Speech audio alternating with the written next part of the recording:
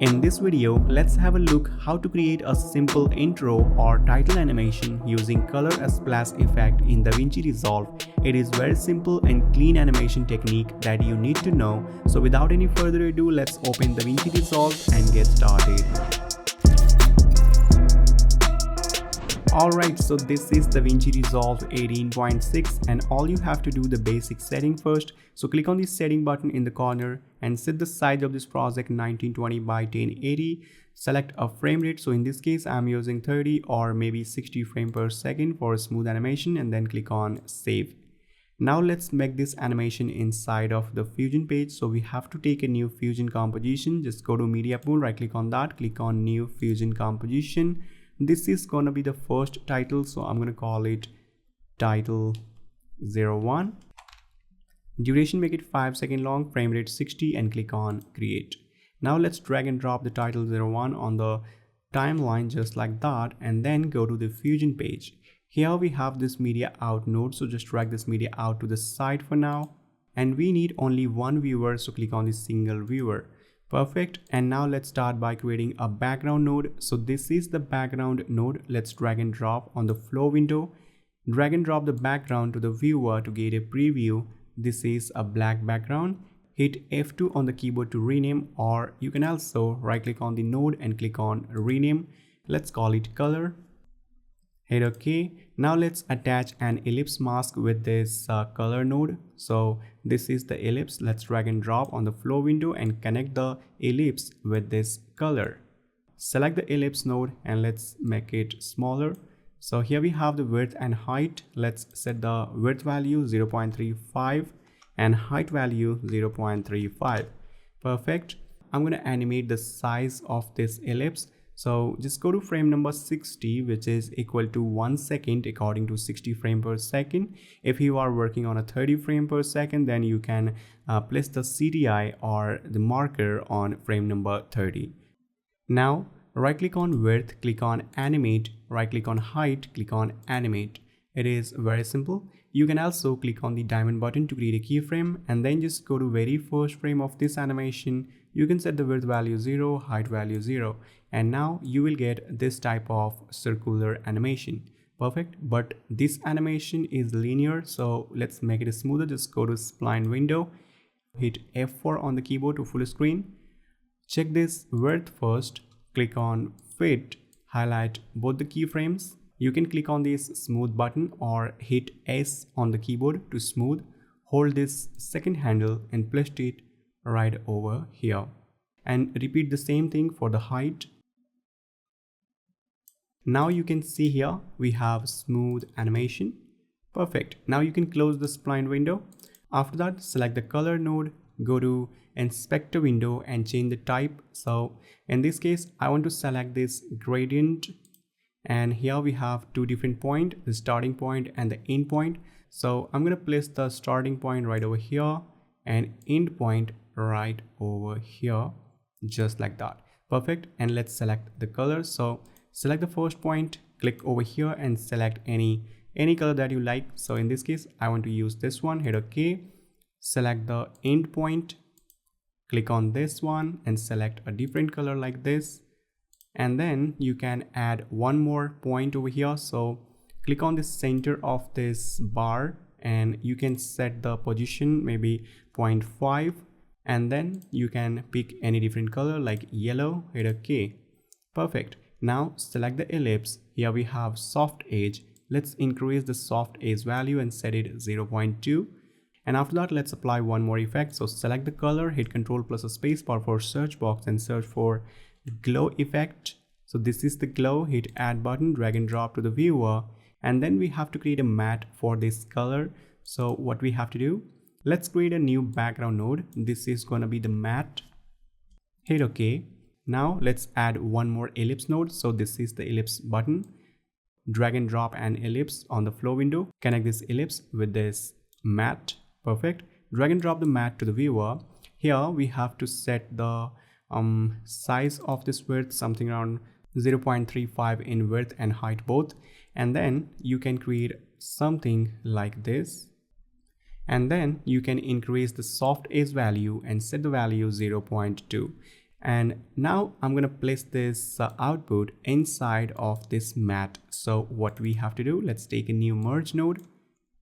I'm going to connect the yellow background point with this matte and the green foreground point of this merge node with this glow, and drag and drop the merge to the viewer. After that, select the merge, go to inspector window and change this operator over to in. Now we can see the color only inside of this ellipse area. Now let's animate the colors. So it's very simple. Select the merge one, add a color corrector node with this, drag and drop the color corrector to the viewer, place the color corrector right over here, and in this color corrector node we have to animate the hue. So right click on hue, click on expression, and here we have to type an expression which is the time expression. So let's type time multiply by 0.02. And here we have the color swap animation, which is looking nice.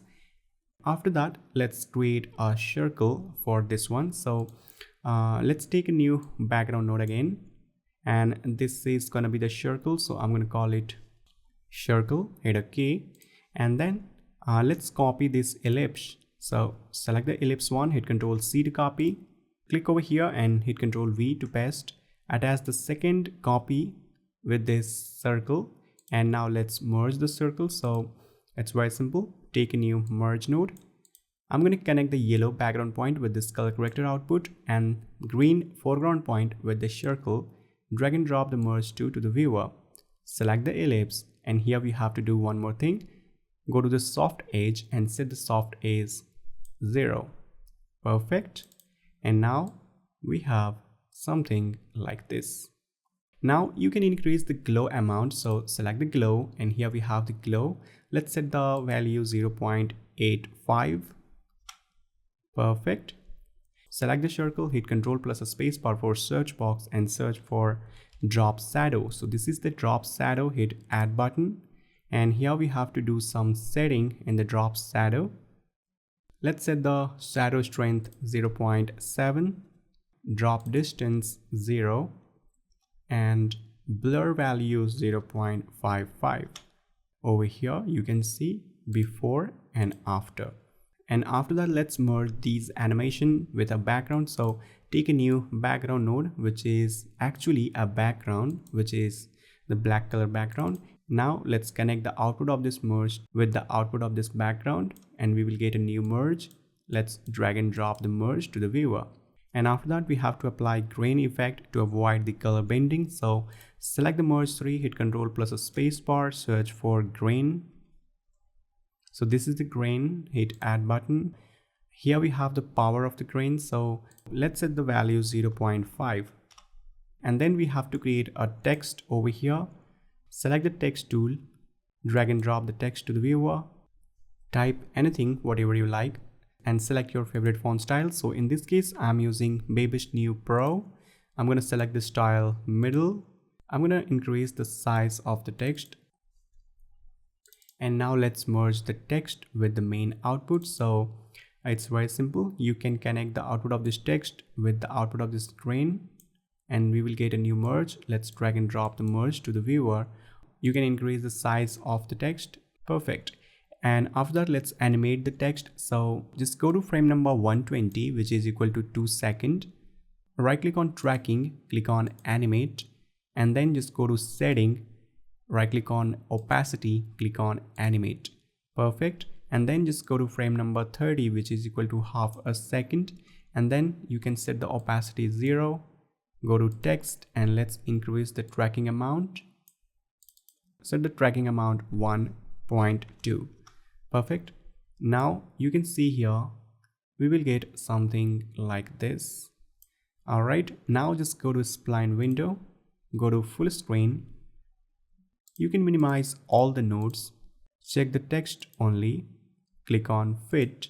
Here we have two different parameters. Let's do one by one. So here we have to uncheck the character spacing first, check the opacity, click on fit, highlight both the keyframes. You can simply click on this smooth button and make it smoother, and then you can uncheck the opacity, check the character spacing, click on fit button, highlight both the keyframes, hit S to smooth, and then hold this second point and place it over here. Hold the first handle and place it right over here. Basically, we have to create a smooth graph for a smooth animation, and as you can see, it's looking like this.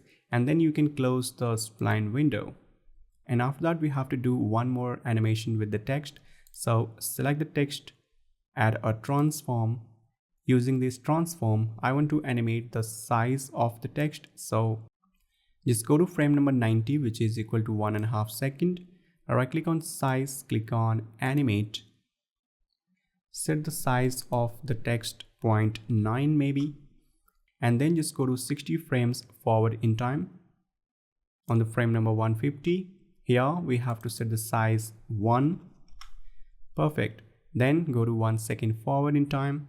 On the frame number 210, lock the size as it is. So click on this diamond button. Go to 60 frame forward in time on the frame number 270. And again, you can set the value 0.9. Perfect. So basically, we will get this type of zoom in and the zoom out effect. So just go to spline window. Here we have to create a smooth animation for the text. So uncheck the text, check the transform only, click on fit button, highlight these two keyframes, click on smooth button, highlight these two, and then click on smooth button. Perfect. You can also adjust these handles. So highlight this handle and place the handle right over here to create a smooth graph.